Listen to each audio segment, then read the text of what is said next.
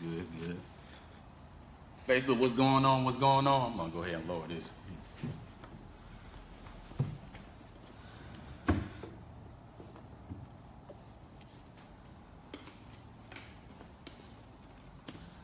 Hey, good afternoon. Well, actually, good evening, everybody. Yeah, it's better. Yeah. What's going on? We got an excellent topic once again. Talking about us as men, quote unquote masculinity. What does a strong man look like? Yeah. Oh Lord. Yeah. Well, we're going. It's a good topic right here. Yeah. Lakeisha. I hope I'm getting my name wrong. Let me scoot up because I ain't got my glasses on. Lashika, excuse me if I get your name wrong. Stephanie, what's going on? We're going to go ahead and get started in a minute. But those of you just joining us, my name is Dominique. I'm here with Dexter Peggins once again. Man, look, Dexter got me busy again, man, in a good way. And I'm just loving the topics. I'm just loving this so much. Yeah. Y'all just don't understand. And it's just something about, what really resonates with you. You just know it's just time to have these conversations, these discussions. So I'm really thankful to be partnering with you along with this topic. But it's examining what it means to be strong. What does a strong man look like? We're gonna get into that. We want you all to join in. There was a lot of feedback from my last video. I think we got a little over 1,000 views from my last video, and we got a lot of good feedback from that video, and we had a lot of questions that people left that we wasn't able to get to. Yeah. So we're gonna get right into it because we ain't got that much time, and we still want to answer some of those questions. And there's gonna be some questions at the end. If you all choose to leave some questions, please. This ain't just about us; it's about you all as well. But what does it mean, or what does a strong man look like? We have some we got some tips, or we have some points that we're gonna hit on. We're just gonna keep it rolling. But what do you want to do first? You want to get to the question from last week? Well, yeah, I think those questions were so powerful. I think we owe it to address those off top, because I know there'll be questions for this week. And real quick, we got 2 phones going on, so if you see us just changing, that's just what's going on right now. So we just want to let you know for future reference. But let's introduce ourselves for the new viewers. Well, hey, good evening once again, everybody. Dexter Peggins. I am the CEO of Kingdom Solutions Consulting. I'm a personal coach, an author, a speaker. My passion is really to help people win in life, provide solutions that are going to help you tap in and connect with your purpose. Because ultimately, if you tap into your purpose, not only you win, but everybody wins. Yeah. And so that's what it's all about. Excellent. My name is Dominique, founder of Ace Ambition, a youth platform teaching young people how to create their own opportunity, how to monetize their ideas. Those of you that have high school students, even if he's about to go to high school, just allow him to attend. We have a workshop this Saturday at 10 at University of Phoenix, Augusta campus, and we have 3 awesome facilitators.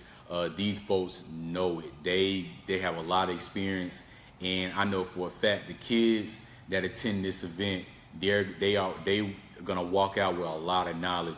And it's called Rising Young Entrepreneurs. This is giving them the basics of entrepreneurship, identifying a target audience, marketing, and so forth. So even if they don't have an idea, just bring them. This is very awesome. You can just go on the Eventbrite, just search Rising Young Entrepreneurs, and that's what my whole platform is about. It's just teaching them how to monetize their ideas, how to monetize their gifts, and just letting them know, like, look, you do have another option. You do have another option in life. And this is something very important for me, for them to understand when it comes down to entrepreneurship and just building wealth and so forth. So let's get into it. What question are we going to attack first? Well, let's address, how can women help men open up? Okay, that's a good one. Yeah, and first thing first, if you hadn't had a chance to view last week's video, I highly encourage you to watch it. I think I can speak for both of us. but definitely was overwhelmed with the responses that came from that video. Not only were they powerful, but they were definitely very insightful, as far as the condition of men, what we often struggle with. And so last week we talked about how difficult it is for men to open up. And so, which leads us right into one of the most popular questions last week was, how can women help men open up? So, what would you say about that? Yeah, so for me, real briefly, I think for what's very important for women, and this obviously this goes for both parties, but it's very important. People want to be understood when they talk. That's the one of the most important things. I think when you express that you understand what someone is saying, you're putting value into their words. So a lot of people, they tend to shut down, or they tend not to share what's on their mind and open up and what we call be vulnerable, because they just simply feel like, this person's not going to listen to me, this person's not going to take what I say serious, and they're just not going to put any value on my words. So why should I open up? What's the point? I'm just going to be wasting my time. So I always tell people, and this is something I learned in undergrad, this in social work, when you're working with a client, you don't say exactly what they said, but you just briefly summarize what they said, and that just shows that not that you're just listening, but you're just showing that you have understanding. And then even if I do that, and I get it wrong, now that's letting me know that or letting whatever the case may be, that there's a misunderstanding, that I probably need some more clarification. So I think listen to understand, like I always say, not to react or respond. Listen to understand, not to react. And I think that's going to really help him open up and really express what's really on his mind, how he feels. Definitely. And I would also say, adding to that, you want to encourage him. I mean, as simple and obvious as that sounds, one thing about a lot of men, and I don't want to paint a broad brush and say that this is everybody, but a lot of men don't know how to open up. Essentially, that's what we've been talking about. And so you're talking about, let's say you're dealing with a 30-year-old man. Pretty much he probably shut down that opening up factor or mechanism in the beginning. 20 plus years ago. And so it's hard for him to dialogue from a feeling aspect with his woman. Yeah. And so, the irony is that a lot of women, from day one, they've always been able to kind of articulate themselves from a feeling perspective. And so you're well versed at it and he's struggling. And what ends up happening is that you feel this frustration because you can't convey how you really feel. And so encouraging the man to say, hey, I'm with you, I want to understand you, and I'm not going to put parameters on how you verbalize your feelings, I think you'll find that incredibly beneficial. Excuse me. Right, and I agree, because a lot of women, they automatically have this expectation that he should know how to do this, and since we don't meet that expectation, it don't work too well. And then it goes downhill because, as we talked about last week, the easiest emotion for men is frustration and anger. And so when you feel misunderstood, you are defensively and instinctively go to anger because you don't feel understood, and then you're getting tripped up on your words, and so therefore you revert back to what you know. Yeah, or just shutting out. Shutting out. There's a next question. I'm gonna allow you just to attack this one, man. Somebody expressed that my husband or my significant other can open up to my children, but when it come down to opening up to me, it's a totally different story. Ooh.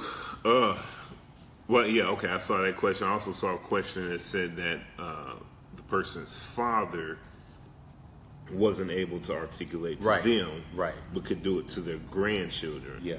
And I think what that sounded like was a generational disconnect. I would like to believe that in that instance, the person probably spent some time maybe assessing themselves and discovering their ability to open up. But the irony is that sometimes the people who are closest to you, you don't want them to see you struggling. You don't want to be vulnerable in front of them because you've already created this image where if I expose something that compromises that image, I won't be able to rebuild it. And so I spent this whole time creating this persona in front of you, and for me to express my emotions now devalues that persona. And so ultimately, we are in a house around people who we should be able to open up with, but sadly we can't. And so in that instance, maybe reaching out to the grandchildren was an acknowledgement of maybe a failure in that area, and maybe a hope to kind of speed that generation up and say, hey, you know what, I missed it, but you don't have to. Right. And the big thing is what you just addressed is really just their full understanding of masculinity. Yeah. You know, I probably, because of my view of masculinity, I'm probably not going to look weak or soft to my kids, but I may look, because of my view of masculinity, I may look soft or weak to my significant other, whatever the case may be. The next question was really good. Yeah. And she asks, how long does it take for a man to open up? Obviously, it varies on each man, but it really just varies upon, what we've been always expressing. Was he taught how to do that? Yeah. Was he shown and was he around that? What's his view of masculinity? Does he think being vulnerable is being soft? And does he feel comfortable around you? So, like we said in the beginning, are you encouraging that? Are you asking those questions and really leading him on to say, I really want to see, how you feel about X, Y, and Z. What's your thought process on this? And everyone is going to be different. Yeah. It's all about who you're dealing with and how you respond to that person. And it's very, very important to take time out in the beginning to really understand who you're facing. Because if you have an understanding like, okay, this person is probably going to be a little hard, or it's probably going to be a little more work for this person to open up, I think then your response to that is going to be different. I think it's very important for you to understand that so you can really be careful with your response. And I say that because if you automatically have that expectation that he should already know how, you're going to express that frustration like he's been saying. And then that frustration is going to backfire. And he may not want to open up and so forth. So I really think it's very important to understand who's that person in front of you. Does that person really have an understanding? Does that person feel like, it's soft of me to open up and so forth? And then that's going to really help you understand how you need to respond to that. And I want to say this. I've been with my wife for going on 12 years. I am really coming to the place now where I can really open up with her.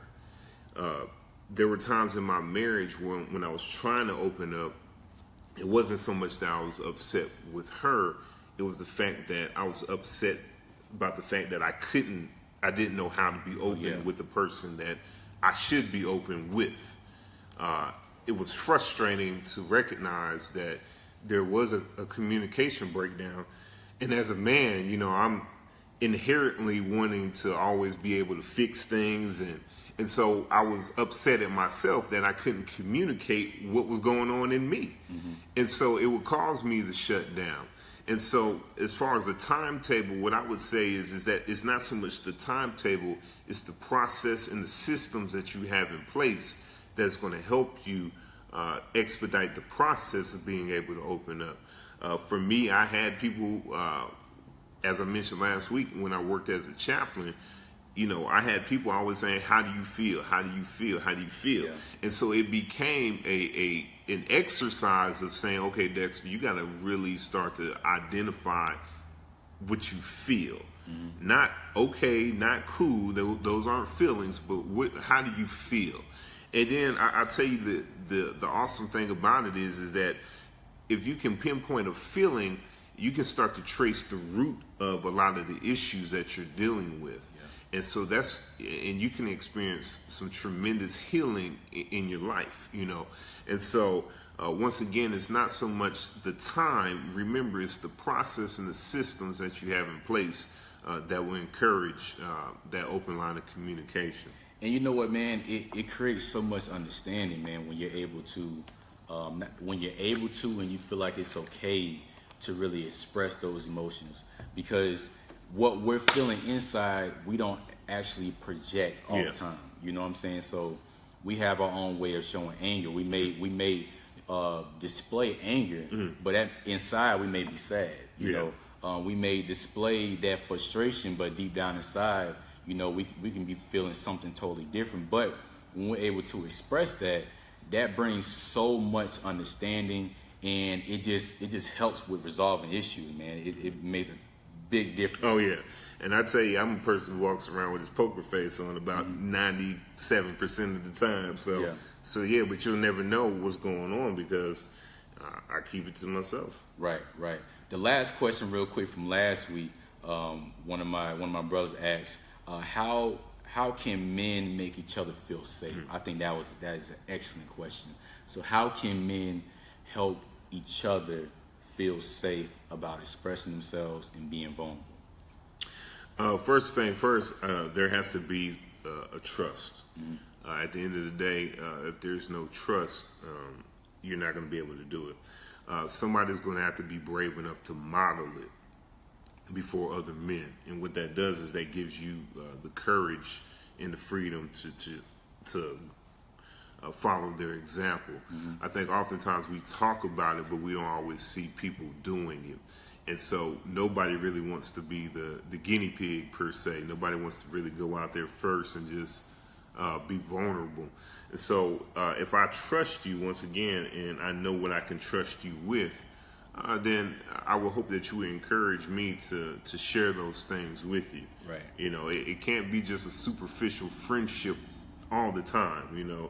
How much weight can I really put on you? And you'll never know unless you start applying some pressure. Yeah. I really can't add anything to that, man. It really just dials down to trust. I think aside from the trust, I think we can continue doing things like we're doing now. I think many of us, we can lead by example, and we can be a source of, influence. When people see other folks doing things that are quote unquote out of the norm, or whatever the case may be, you can influence somebody or encourage somebody to say, you know what, it is okay. Somebody else is, because there are some people who actually do want to do that. They actually do want to express themselves.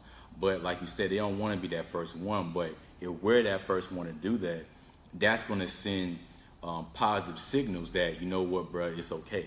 It's okay for you to open up. And that's why I'm so glad that we're doing these videos. And it's just from both parties. It's good for the men and for the women to hear this as well. But it's just to promote that this is an important conversation. This is an important discussion. And the more and more we do that, that's going to influence somebody else to do that. Definitely. I don't care if another group say, you know what, I want to go ahead and take what they're doing. You know what I'm saying? As long as their heart and their intentions are in the right place, by all means do it, because we encourage them to say, you know what, we want to have this discussion too. We want to bring on other people to have this discussion. And that's gonna be a chain effect, and a ripple effect for other folks and for other guys to start having these conversations and so forth. Yeah, and we talked about this, away from the camera, but we believe this to very much so be a God move, Most definitely. And one of the things that has been really resonating with me is there's a certain scripture, I believe it's in Malachi, and it says that the hearts of the fathers will be turned to the sons, and the hearts of the sons will be turned back to the Father. And so that heart speaks of a conscious awareness, the emotional capacity to be there. What's up, Carolyn? And so, but what it also says is that, apart from that connection, it said that there will be a curse.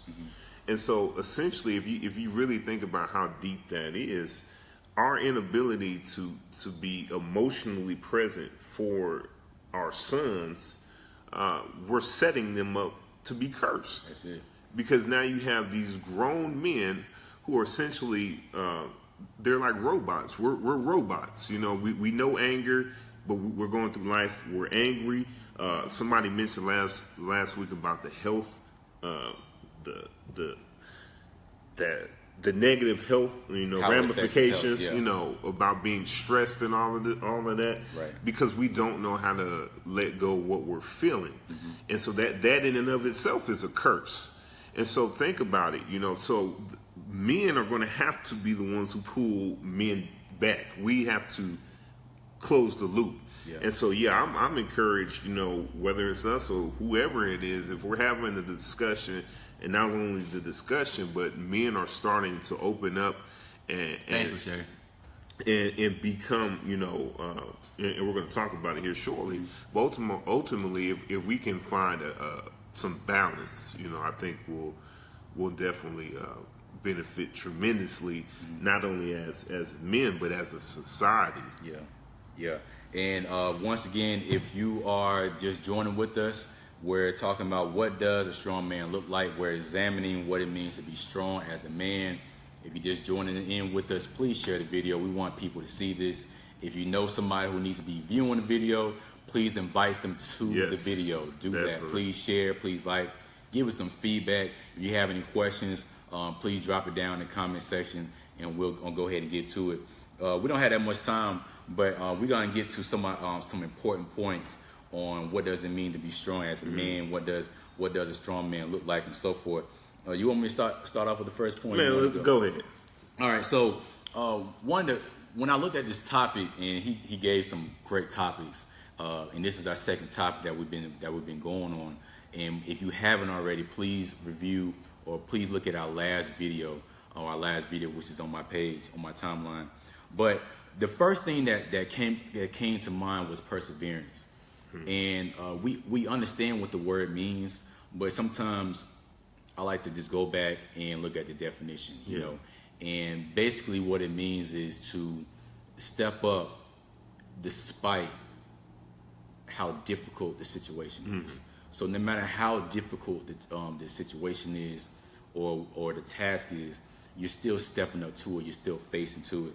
I think that's so important because, when I work with the young men, I have these discussions with them because I remember back in school, man, everybody, not everybody, but a lot of guys, because we have this view of what it means to be tough, we end up changing our walk, we change our talk, we changed, our whole persona and just how we just how we act. We try to change our personality, and we know what it is. It's the defensive mechanism. It's a wall. It's a barrier, and it in many cases hiding something. But I always told them that that's not what it means to be tough. I say the guys who look the toughest, just look how they respond when things get rough. Look how they respond when things really get tough, when there's a challenge. And I used to really view, it used to be very strange to me because I didn't have much of an understanding, but I knew it wasn't right. When I seen guys just change up their walk, just the things that didn't even matter. And I realized that that did not matter, but I also watched how they responded to challenges, how they responded when it was just a simple test that was just difficult, how they responded when we lost a football game, how they responded when things just got rough, how they responded when somebody said something about them. And I seen how weak that moment was. I seen how soft that moment was, how weak that moment was. And I think what's very, very important for the young guys to understand is tough to me, what it means to be strong is just not giving up. No matter how bad or how strong the challenge is, it's just not giving up. And no matter how difficult the situation is, you're still facing it. There's a lot of frustrated women and there's a lot of frustrated men who they're just frustrated because the guy that they relied on, they couldn't rely on. Oh, man. You know what I'm saying? Because of this happened, they ran. Because this happened, they shut down. Because this happened, they froze up. And that states a lot about a guy. You know what I'm saying? So for me, my first point is not giving up, and that P word, perseverance, is just madly important. Yeah, man, that's good. You know, you actually stole one of my points. I know, man. But it's all good, man. I had to get it. I would say also something that's incredibly important, and I said it, you know, as we transition, but balance. And so I'm not just talking about being balanced, you know, physically. We're talking about being balanced spiritually, emotionally, in your relationships. Because even in the example that you gave, you said when you fail to exercise persistence, what happens is people develop a level of dependency on you. Mm-hmm. And then if you're out the picture, what ends up happening is that you not only failed yourself, but you failed them. And if we're not careful in that example, ultimately people will begin to have an image of all men as, okay, he's going to fail me too. Mm. They start to look for that pattern in the next person, and then ultimately what you have is the inability to trust a whole, you know, gender. You know what I'm saying? A whole gender. I don't know the best way to say it. But you know, right. Ultimately you just distrust men, period. You know what I'm saying? And it's almost like you like a self-fulfilling prophecy. You manifest that behavior in the next person, and like, see, I told you they were going to do this. Yeah. You know, I can't trust them. And so the reality is that as a man, I believe that balance is the key. You have to be, once again, balanced in your relationships. Understand that, hey, you gotta commit some time not only to yourself, to your family, but to God as well. Whatever your belief system is, but you have to have some time where spiritually you're allowing yourself to be developed. You have to be balanced in your work life, in your play life. Look, I know people who play all the time, and then when there's a financial crisis, then they're jumping through all these hoops to address the issue. But if you live a balanced lifestyle, what you'll find is that you'll have a designated time for play. You'll have a designated time to work as well. Your relationships will be better, and then what will happen is that as you said, the persistence word, people will see that you're persistent in how you conduct yourself, and then they will gain a greater level of trust. And then ultimately, what you're doing is you're setting the next generation up to succeed because you were a great example. You modeled what they should be doing for themselves. Exactly. Those of you that's joining in, please share the video. Please invite somebody who should be viewing the video. Give us some feedback. That's something that I vow to teach my daughter. Awesome. Perseverance. Excellent. You know what? A conversation that I always see on my timeline, man, is when we talk about a man being a provider. Mm-hmm. And I do agree. A man should be a provider. But it's how shallow we are with that conversation. Mm-hmm. And what I mean is I state three things when it comes down to being a provider. But the main thing, or the only thing that we usually talk about, is finances. Mm-hmm. He should be a provider financially. And I don't see anything wrong with that. It's just we're missing out on a few things. So number two, along with being a financial provider, I think it's very, very important to understand that even if you are a financial provider, even if you're making 6 figures, 7 figures, you could still fall short of being a man. And that's what a lot of men are failing to understand based upon what we were taught. And a lot of men, they grow up and they're living their lives and they just think, I'm paying all the bills. I'm paying for this. I'm making sure we have this and this and that. I'm doing what I'm supposed to be doing. And yeah, you are doing what you're supposed to be doing, but it's still some areas where you're falling short. Number two is emotional support. I always say you have to provide emotional support. And there's several different ways you provide emotional support, whether you just, expressing your love for someone, caring for someone. It can just be, acts of service. I love the 5 love languages. That's an excellent book. You haven't read it. The 5 love languages. That's an excellent book. Please read that book. And it goes over a few things how you express love. And that's very, very, very important. Like he says, because of what we're taught, what we're shown, we just robots. It's just bring home the bacon and we good. Just go about the same day in the same pattern. We keep living. The other thing is your presence. We have to provide our presence. We have to be present. Mm-hmm. You cannot, I don't care how much money you are making, you're going to fall short if you're not simply around. Mm-hmm. If you're not around just to give somebody a hug. If you're not around just to have that face-to-face conversation. If you're just not around to just be an example. Mm-hmm. Just be an example. And, for fathers, you don't even have to do everything right.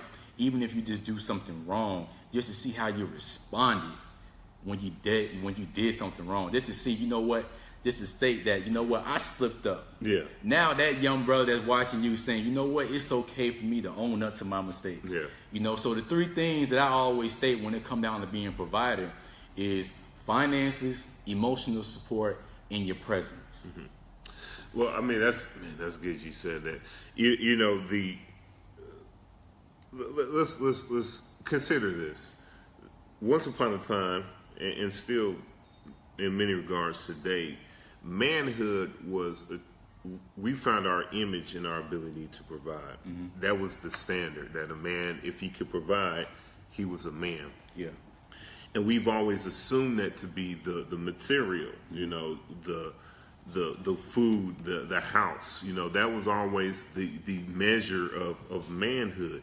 But let's be honest, there's women today who's running circles around brothers, financially, and I say that in a very positive bunch of circles. Yeah. I mean, that's good. That just speaks to the times that we live in.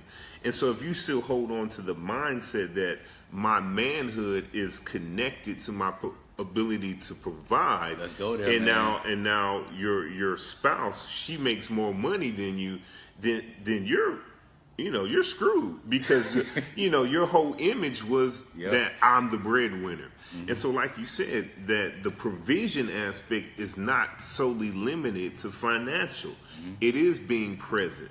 It is being that emotional source. Financially, I do well. But here's one thing that really shook me up, and this happened several weeks ago. I was at home. I was doing some work on my computer, and my son walked up to me and said, "Dad, you're always on the computer." And it's hard to explain to an 8-year-old, "Well, son, I'm working. I'm doing this for the betterment of the family." But in that moment, I recognized that I was not being emotionally present for my sons. Even though I was physically in the same space, I wasn't emotionally present with them. And so that is an attribute of being a strong man. You have to be emotionally present. And so one of the things I wanted to say was, a strong characteristic or characteristics of a strong man. And please understand, everybody, that this list is not all inclusive. I'm glad you stated that. Yeah, this is not an all inclusive list by no means. But I believe that a man should be engaged or entrepreneurial. And when I mean engaged, I'm not talking about preparing to be married. I'm speaking specifically about connecting with his work and with his purpose, and being able to articulate what it is that he's supposed to be doing. Because at the end of the day, you can work and have a good job, but what will end up happening is that if you're just going to this place of employment strictly for the finances, you're going to be angry because you're not connecting with a purpose. You're just going through the motions. And what's going to happen is that life is going to be happening around you, as opposed to you happening to life. And so I believe that as we connect with our passion and our purpose, once again, we become an example to other men of what it looks like to be engaged with what you're supposed to be doing. Because a lot of our issues as men, once again, it goes back to our ability to provide. But once again, we don't always feel fulfilled even in our work. Yeah. And I don't feel like enough of us talk about the fact that, I'm not satisfied in life. And that's a purpose issue. That's not an employment issue. Yeah. That's a what am I here for issue. And so as you get connected to what you're supposed to do, I believe that really speaks to the strength of men. That's good, man. That's good. Lauren said integrity. Yes, ma'am. That's that word right there. Terrell, the measure of a man isn't how he can stand, it's how often he can kneel down. See, Terrell always getting on here preaching, man. Man, you just about to start something, man. We ain't even gonna go there, man. That statement alone is good enough, man. Those you just joining in, please share. What's up, Patrice? Please share. Please invite. Please join in on the conversation. It's not just about us. It's about you all as well. Please join in. Please share. If you know somebody who needs to be watching, and please invite them. What's up, Akeem? I got to get with you soon, bro. All right. The next thing, and I'm really big on, is being solution-oriented or being a problem solver. Yes. So I briefly touched on this last week. And I'm not gonna spend too much time on it because I know some people are gonna have some questions. But I think it's very, very important as a man, when we're talking about being strong, is being a problem solver. So I always ask, how do you respond when there's a problem? How do you respond when there's conflict? And I always tell people it's very, very important when you're getting to know someone how they respond to conflict. I always tell that's one of my pet peeves. Understand how they handle conflict, because that's something that's going to always happen. That's something that's going to happen. There's going to be some conflict. But when there is a conflict, when there is something that's just out of whack, off balance, and so forth, how do they respond? Do they maintain their composure? Do they get angry? Do they get sad? Do they shut out? Do they shut down? Because it's very, very hard to build an empire with that person. Yeah. When that person is always knocking something down when there's a problem, when that person is always creating another problem when there's a problem, when that person doesn't have the patience when there is a problem, and when that person just doesn't take time out to just simply pause for a minute and just analyze what's really going on right now. How am I feeling? What is the problem? Why is it a problem? And this is what you were saying in the beginning. This is a process. What I'm just describing is a process. Do they have a process of solving a problem? Is that person reliable when there is a problem, or every time there is a problem, that's the last person you want to go to? So is that person solution oriented? Is that person, does that person practice patience when there is a problem and so forth, or when there is a conflict? And do they maintain their composure? How do they respond when there's something not going to their desire? How did that person respond when something is not going to where they want it to go? And something is not meeting their expectations. I think it's very, very important for that person to be a problem solver, because that person is going to take time out to understand, okay, what is required for me to get to the next level. Yeah. I would also add to that another big characteristic I believe is to be accountable. You want to be accountable not only to the people, but those things that have really been entrusted to your responsibility. Somebody has to take ownership of it. And so we have to say, I missed the mark on this one. I own that, because ultimately there's people looking up to you. Right. And there's somebody saying, I'm dependent upon you. And so be accountable to the people who are depending upon you, to the systems or the organizations, your job. Once again, it's okay to take ownership of your stuff. Yeah. The example that I'm really projecting as a man, that I endeavor to project, really comes from the biblical model. It comes from Adam. When God placed him in the garden, he was a complete man. And these are some of the characteristics that I saw in him. He was accountable until he messed up. He was balanced. He was engaged and entrepreneurial in his work. And so these are some of the things that I believe make for a strong man. Yeah, and like Terrell said, accountability is the key to growth. And it shows your level of maturity. Mature people hold themselves accountable, and they can just say, you know what, I made a mistake, I was wrong, and that says a lot about that person. And it is not always easy. No, it's not always easy. We're not gonna act like it is. It is hard to face that mistake and say, you know what, I slipped up. Yeah. Man, I'm loving this topic. Hey, if you all have any questions or any feedback, feel free to drop. we loving the feedback that you all are leaving. Yes. We're gonna keep this thing going. We have a few more topics. We're gonna be back next week too, right? Yes, sir. Yeah, we're gonna be back next week around the same time. Yes, sir. And if anything changes, we're gonna let you all know. And if you all have any feedback or any suggestions for other topics, please let us know, because we do this for you all, and we want things to be relevant. And whatever questions that you all have, I believe that's going to be a great topic. So we really appreciate you all for joining in. We're just going to give a few more seconds if anybody have any more feedback, any questions. But Dex, please let everybody know, what all you do and how they can get in contact with you and so forth. Well, let me share one more point. Oh, that's no problem. That's no problem. Ultimately, it is my belief that strength speaks to stability. It speaks to the ability to endure, and it also speaks to how we properly handle issues of life. Yeah. Properly handling issues does not necessarily mean that you do it all by yourself, because once again, we've been talking about how difficult it is for men to open up. The proper way to handle an issue might be reaching out to a brother, reaching out to a friend, reaching out to your wife and saying, you know what, I need help to get this done. That may very well be the best way to handle an issue. And so keep in mind that being strong does not always mean doing it all by yourself. Good point. Being strong is also having the courage to acknowledge that you can't do it by yourself, and that you need other people to help you in those efforts.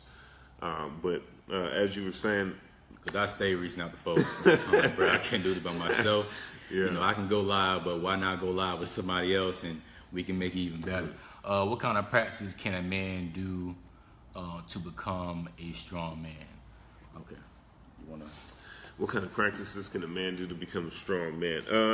Well, I think, was that Lauren? Yeah, we hit on a lot of that. Yeah. Lauren had just joined us. Oh no, that's cool. Yeah. So Lauren, I would definitely encourage finding yourself a man to find somebody he can trust in. I have counsels, people I can confide in, mentors, friends that I can trust with my stuff, and where I don't feel judged. And so, I mentioned it earlier that, you have to, at some point in time, you're going to have to test how much pressure you can put on some people. And so, start off slow. Yeah, Terrell, exactly. Find a mentor. Find somebody who personifies the type of person that you want to be. There have been men, to include my father, in my life who there's certain attributes about them that I just admire. And the fact is that I won't obtain it by looking at it from afar. Mm-hmm. I need to ask questions, and I need to be vulnerable in those areas in which I reached out to them for. One of the worst things as a coach, one of the worst things I think you can do, and I relate this to mentorship, is say, hey, you know what? I want to work with you because you're going to help me in this area. And then once they start helping you, you assume to be an expert in that area. Then why'd you reach out? Mm-hmm. Like if I reach out to a mentor and say, you know what, I'm weak in this area, and as they provide me guidance and counsel, if I be like, yeah, I'm good, I know that, then I just devalue that relationship. Yeah. And so ultimately, that's one of the best things that you can do, is just open up, find a support system that you can put your trust in. Yeah, and Lauren, you're not wrong. That's something he didn't really express to that level in the video. But some of the things we did list are things that people or guys can practice. But I think another thing is, which is going to take a lot of time, I think is kind of unlearning or dismissing society's view or image of what a man is. And I think a lot of men, because of their understanding of masculinity, we allow society to really dictate how we walk in life, how we talk, how we present ourselves, and so forth.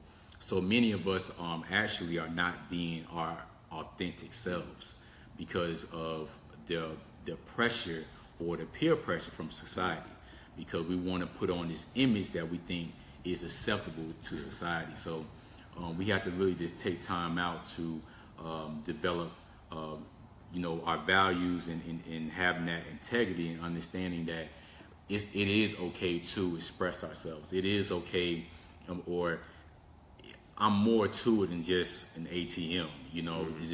Just being a financial provider and so forth, and along with many other things as well. So I really do believe if we can get away from what society is saying that how we should be living, then that's going to really help to really open his mind up to view things a different way, have a different perspective, which in turn is going to really help him understand, okay, these are the things that's okay.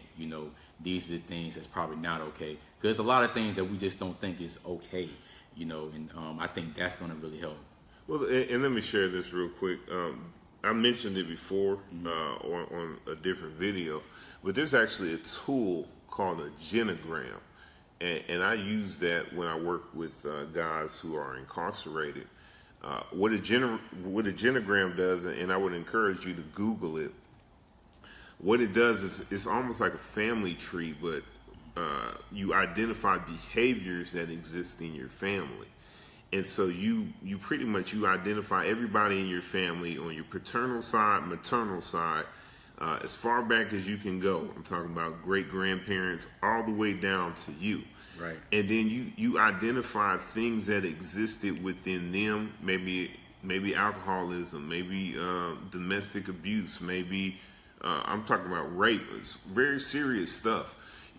Identify the stuff that's taking place in your family.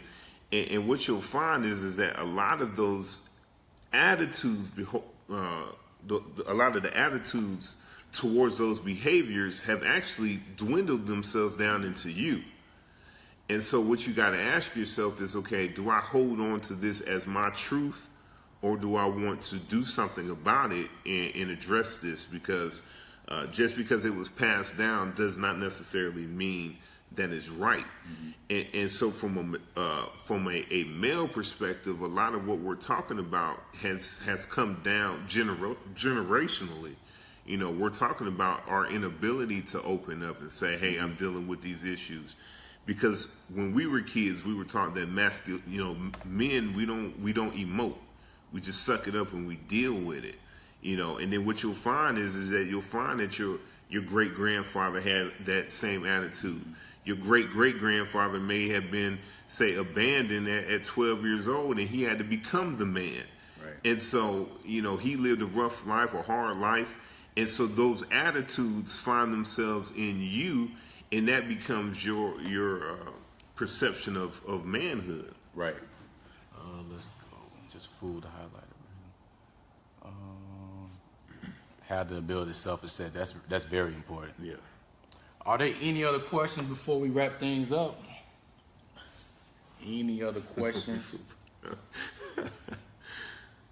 What's up, Brittany? Well, we really got into this one. Oh, we did, man. Y'all always doing that to us, man. Mm-hmm. Y'all always making us go there. Well, there's no other questions, no other comments. Once again, we really appreciate you all for joining us. We really enjoyed this. We're gonna be back next week. Yes, sir. And we're gonna present the topic sometime next few days or whatever the case may be, and let you all understand. What's the site called? I'll follow up in the comment section for you, Lauren. Awesome. So, is there anything else you wanted to? No, listen. Hey, the only thing I want to share is that men, it's time. It's well past time. We don't have to go through this cycle anymore of just enduring for the sake of enduring, because ultimately what we're endeavoring to do is we want to create a legacy of strong men. Right. And so once we start to challenge the attitude towards what we believe strength to be, I believe we'll start to see balanced young men. Most definitely. We'll start to really reach out to these young men out here in society who a lot of people have given up on. They'll want to emulate our model because we're doing it correctly, right. and we're doing it in a transparent manner, and we're being vulnerable. because ultimately a lot of times we wear these masks that, as you mentioned, society has told us that we have to wear. Yeah. And so what you find is you find men who aren't really themselves. You know, they're just a carbon copy of what the world says they're supposed to be. And that's most unfortunate. And so I believe that in these conversations and in conversations that are taking place, we'll start to address that issue. Most definitely. I know for a fact we're gonna make a lot of progress. We just want to build men up, and we really believe that these videos are gonna encourage some people. These videos are gonna really spark something else for other people to start doing, and we're just gonna we're gonna see where it's gonna take us. I mean, this is growing. You know what I'm saying? The feedback that we're getting is incredible in our inbox, in the comment section. Just, you know, a lot of people are really being inspired by this, and they're really saying this is something that I actually need. Yeah. You know what I'm saying? Yeah. This is really taking us back a little bit. This is not easy, you know what I'm saying? It does take a lot of time and energy. This is not something that we just draw up and that we just do it. We really put a lot of time into this because we really want to dismiss the society, you know, the norm. You know, what people are saying is right, what people are saying is wrong, and whatever the case may be. So we really appreciate the support and so forth. We're going to keep it going. My name is Dominique Bond. I'm the founder and CEO of Ace Ambition, helping young people understand how to monetize their gifts and their ideas. Our next event is this Saturday at 10, University of Phoenix. So we're going to be teaching the high school students about entrepreneurship, about marketing, understanding their target audience, and so forth. My goal is to really get these high school students, I don't care if it's 40 people up in there, I don't care if it's 5 people up in there, I really want them to understand the basics of entrepreneurship before they graduate. I think that's so important because a lot of students are graduating and they get into school and they're like, you know what, I want to pursue this, but I don't know where to start. And I really believe that's unacceptable. I really do believe you should at least have the basic knowledge to understand where to start, to know where to start. And with this event, I really believe we're going to accomplish that. So, Dex, you want to just tell one more time? Once again, hey, thank you all. Dexter Peggins, CEO of Kingdom Solutions Consulting, helping people address the what-ifs of life, overcome difficult situations by connecting with purpose, because I believe if you connect with your purpose, we all win. If you wouldn't mind, visit Amazon, purchase my latest copy of my newest book, Perspective. Purchase my brother Dominique's was the vision. Executing your vision. And so I know that both of those books are chocked with wisdom and some great insight to help you win in life. So thank you all for joining us. Thank you. And good looking out, It's good to see that you're joining in with me. I think this is probably his first time joining in live with me, or whatever the case may be. But Uncle, it's good to see you. See you join us live. All right, we out. We thank you all. Peace.